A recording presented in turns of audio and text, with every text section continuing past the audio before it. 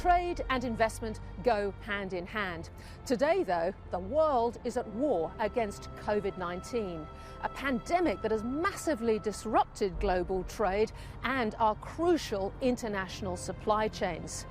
Before COVID-19, though, there was already a very big war threatening global trade between China and the United States, an often bitter dispute between our largest security and investment partner, the US, and our largest trading partner, China. And it hasn't gone away.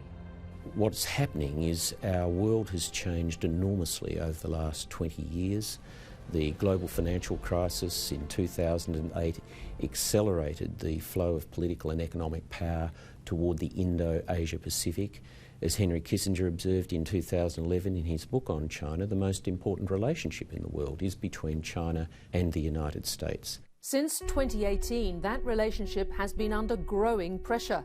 The Trump administration made it clear it was fed up with America's huge trade deficit being ripped off by trading partners, especially China, and the Middle Kingdom's theft of hundreds of millions of dollars of its intellectual property.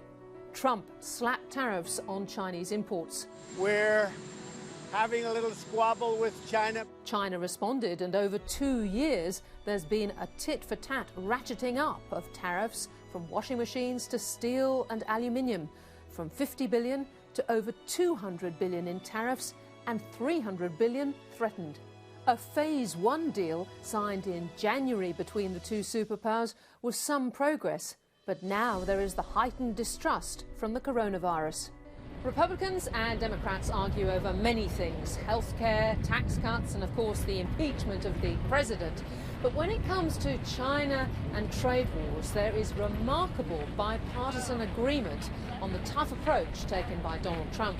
Our foremost challenge, our foremost competitor in an era of great power competition is a rising China, and the Chinese Communist Party in particular. And this is an area where I think we as Americans have a lot to learn from Australia. You are obviously in the neighborhood. You have been dealing with China in many ways in a more urgent fashion than we are, and asking very difficult questions about what is the nature of Chinese influence in your politics? How do we guard against malicious influence, and how do we ensure the sovereignty of our data in a highly interconnected economy? In the short term, the coronavirus is not helping. There is criticism of the World Trade Organization for being too slow to acknowledge the pandemic and too apologetic of China. And there is suspicion that China has been less than transparent on its handling of the crisis and even on the origins of COVID-19, with reports that it might have started in a Wuhan testing laboratory. If it was a mistake is a mistake. But if they were knowingly responsible, yeah, then there should be consequences. So where does this leave Australia's relationship with China? Do you care if we offend China at all at the moment? It's not about that. I mean, it's about knowing what happened, and it's about ensuring the public health, and I would hope that they would share that view. I mean, I have no reason to think why they wouldn't. And that's why it's important. I mean, we need to have the information and we need to have the transparency. Public health trumps everything else. That's incredibly important. We believe that as Australians. The challenge is that there is a growing division between the United States and China. And in my view, that's because the United States hasn't had an economic threat that is also a military threat since basically the revolution against the British and the Boston Tea Party. So they're adjusting to how they manage that relationship. And we need to be just cautious, careful, but also not be in any way confused about our relationships with both countries.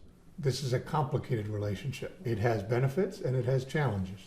And the key is to work together both with each other and with the Chinese and other countries around the world to ensure that rules are fairly applied, that trade can benefit both countries, that all boats can rise together.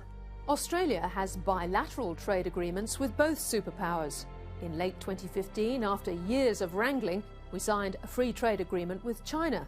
But our FTA with the United States is 10 years older than that, and it was born out of the alliance. As you might remember, Prime Minister John Howard was in Washington, D.C. when the planes hit the World Trade Center on 9/11, and he was the first world leader to pledge support for the United States in that crisis. And that's something Americans will never forget. And the talks between President Bush and Prime Minister Howard started in 2001 on this U.S. free trade agreement.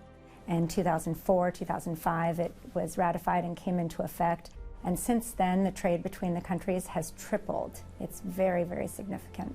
It was a reflection of, how can we have this mate who comes to our defense when we're under attack and not have a free trade agreement and not have a great cultural exchange and allow the wonderful educational opportunities and tourism and opportunities where Australians can come to America and learn and live and experience our culture, and Americans can similarly go to Australia and do the same. And so the free trade agreement clearly was supported and buttressed, and it was an outgrowth of that great relationship.